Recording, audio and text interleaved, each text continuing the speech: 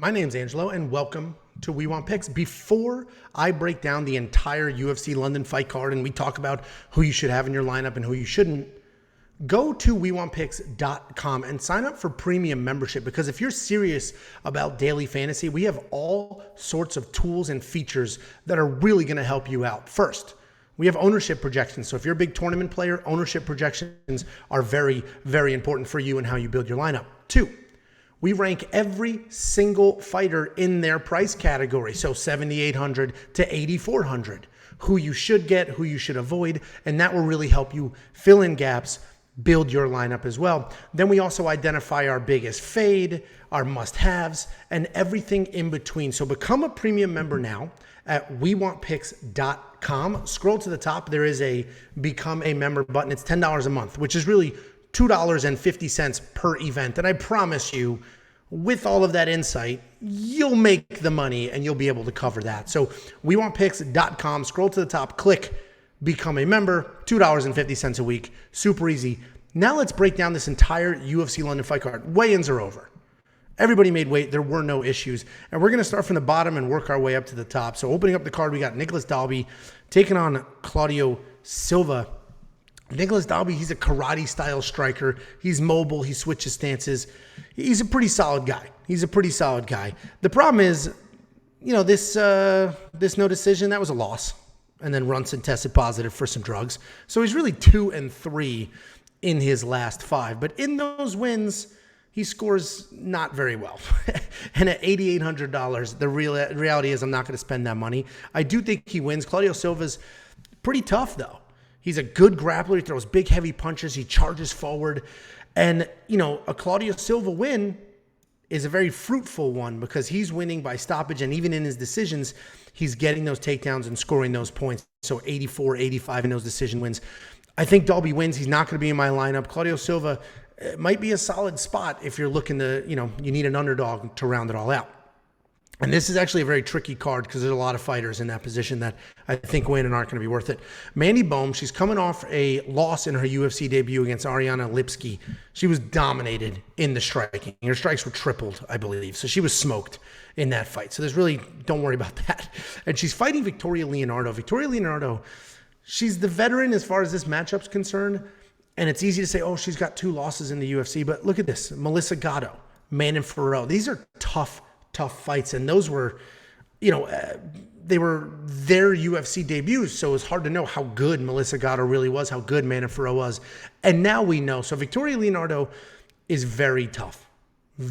She's not as skilled. She's not the better fighter in this matchup. I do think Mandy Baum wins, but again, neither one of them are going to be in my lineup because even at $7,800, Victoria Leonardo is very live. $7,800 is not a live underdog price, right? That's a live underdog price is much lower than that. $7,800, I want ones that I'm positive they got wrong and this fighter's going to win. But now we're getting to some fighters that are worth their money. Jai Herbert, $9,000. The reality is I probably will spend that. I get it. He's 2-3 in his last 5. And oh boy, he's coming off this knockout to Ilia Topuria. But the reality is he dropped Ilia. You see that knockdown here? And that would have been a stoppage win if he didn't admire his own work. Jai Herbert dropped him, looked at him, and it really just let Ilia recover. If he just pounced and landed a few shots, fight's over, he wins that fight. Instead, second round, he gets clipped and he gets put out. So I do think Jai Herbert wins here. He's obviously a phenomenal striker. He's got very real power.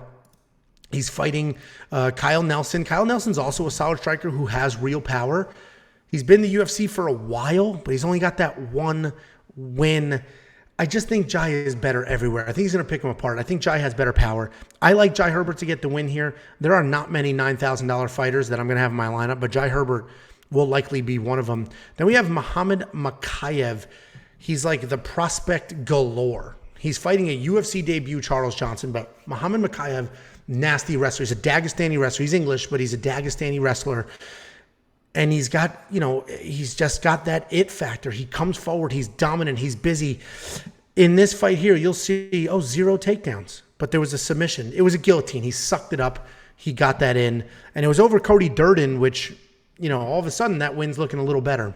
Mokaev is, I think, the most expensive fighter in the card at $9,500. He's fighting Charles Johnson. You're not going to get any data here. He's the LFA champion. He's coming over to the UFC, making his debut. This guy is good. He's very good. He only has 2 losses.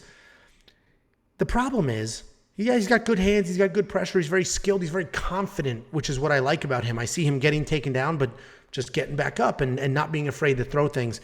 So I do think this is a tough opponent, much tougher than I'm surprised that they're giving Muhammad Mokaev a tough opponent, right? I thought they'd try to build him up a little faster, but Charles Johnson's very tough.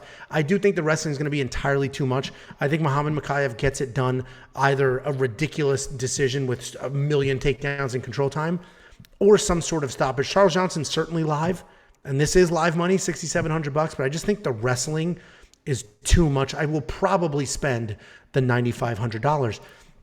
Then we got Jonathan Pearce taking on McCann Amirkhani.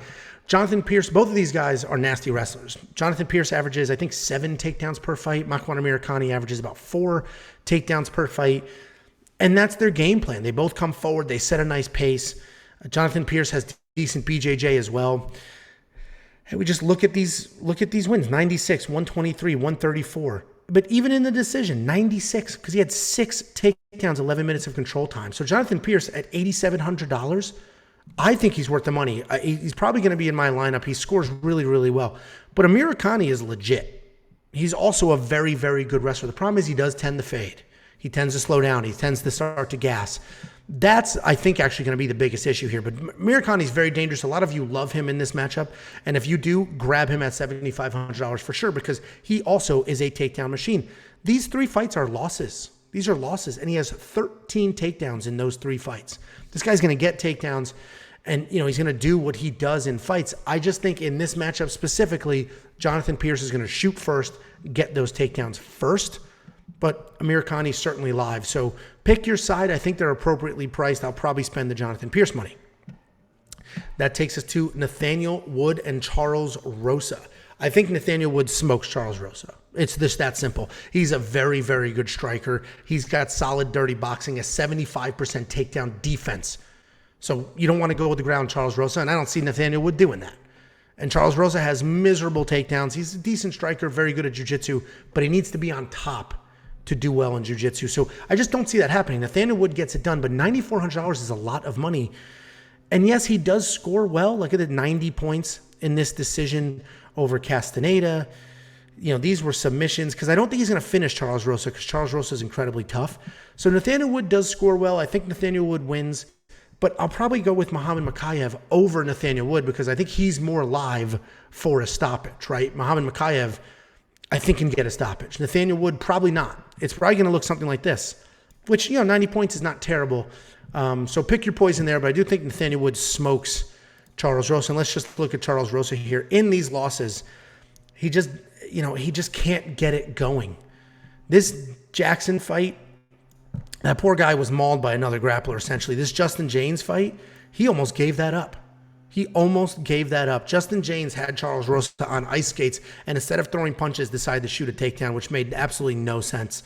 But Charles Rosa is very good, very skilled, but this is just not the style for him. He's not going to get the takedowns, and if he can't get the takedowns to be on top, he's just not going to win that fight. Then we got Mark DeCasey taking on Damir Hadzovic. I love Mark DeCasey, $9,100. I think he's a solid price point. You should have Mark DeCasey in your lineup. He's a very good kickboxer. And this win, though, look at this, 11 takedowns. That's because Borshev is an insane kickboxer, and Mark DeCasey was prepared enough to completely change his game plan, go to grappling, and get it done. So now we know how well-rounded Mark DeCasey is. We knew he was a nasty striker, and now we know he's a nasty grappler as well when he wants to be. This loss to Fiziev obviously looks better every single day, but he took a round off Fiziev. That was a 29-28 decision. So all of a sudden, Mark DeCasey's his striking's looking better and better. I absolutely think he gets it done.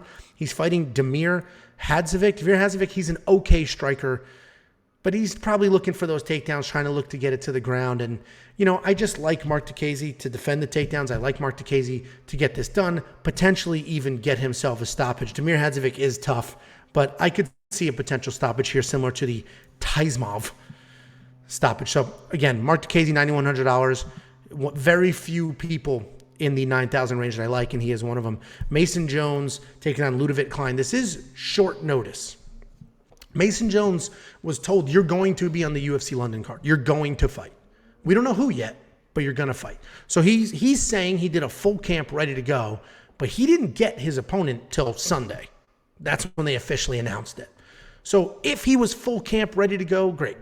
But if he was just sort of taking it easy because the fight's less than a week away and they didn't give him anybody yet, all of a sudden that's tricky. Leavitt Klein was supposed to fight at UFC 277 in Dallas, Texas, America. That fight, his opponent dropped. So then he's fighting a week earlier on another continent against a different opponent. So again, it's short notice in quotes because both these guys were prepared to fight, but just very different circumstances. I think Mason Jones gets it done. He's an aggressive striker, nice boxing, great takedowns, great takedown defense.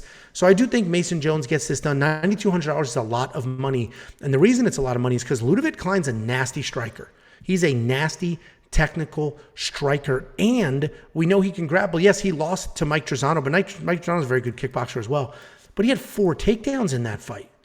He added something that we didn't think he was going to have. I still like Mason Jones to win.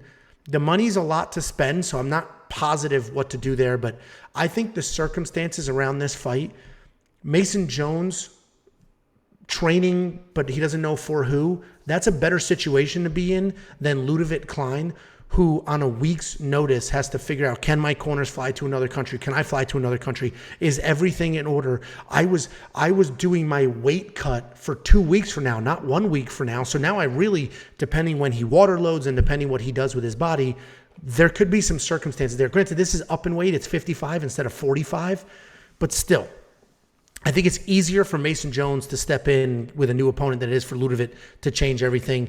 That aside, skill-wise, Mason Jones, aggressive striker, solid takedowns. I think Mason gets it done. If you want to spend the money, $9,200, that's a lot to spend. I do think he gets it done.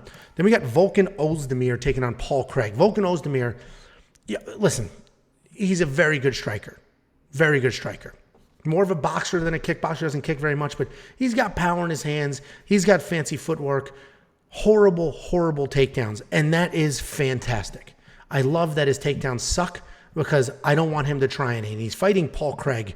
And Paul Craig is terrible on his feet. He's not terrible on his feet. His striking is just okay. But when he gets to the ground, he's a savage.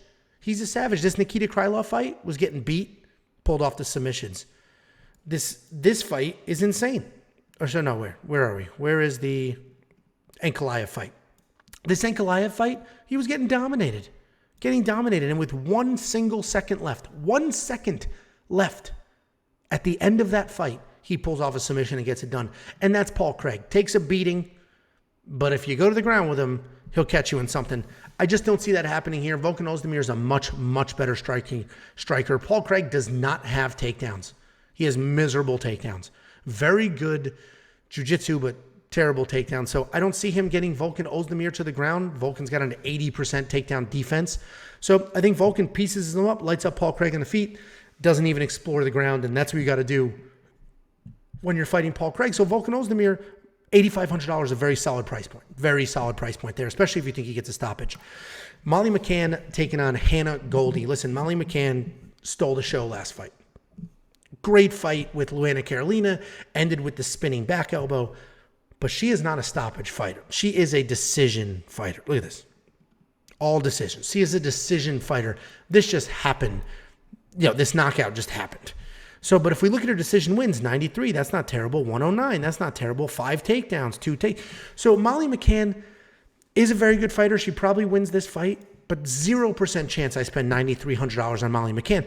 And the reality is Hannah Goldie, listen, I get it. She's 1-2 in the UFC. This submission over Emily Whitmire, she was on her back, pulled off the armbar.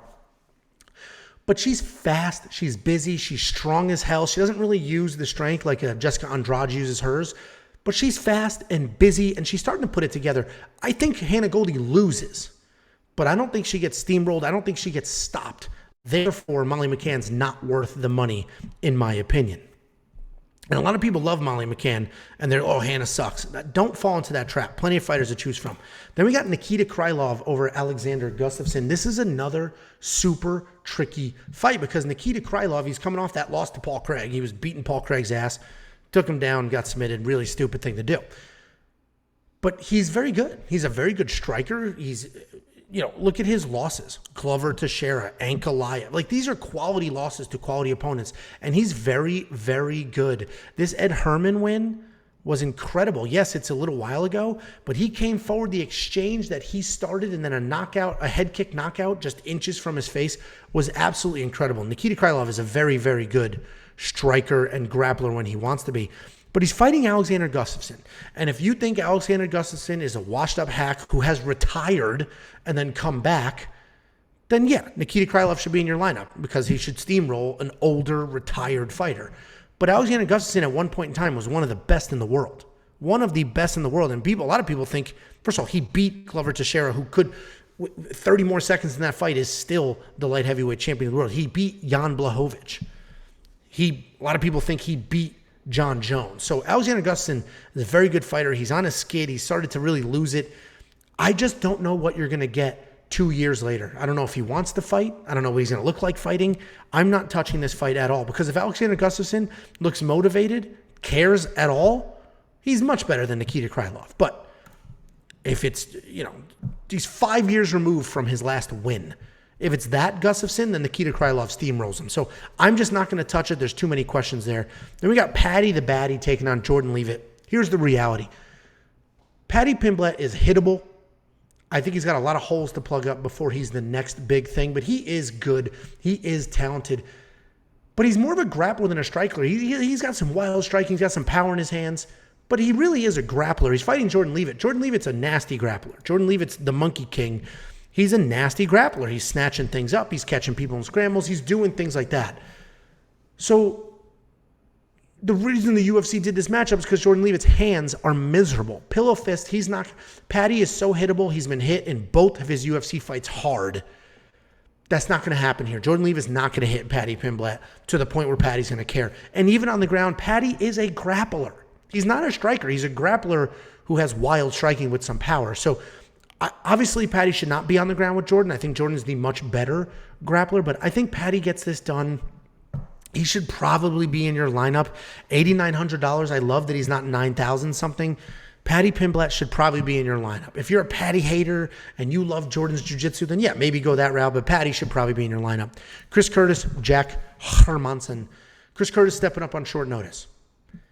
The line here was crazy. He opened as an underdog, skyrocketed to a good size like minus 180 favorite, and then plummeted back down to a pick'em. I think he might even be an underdog now.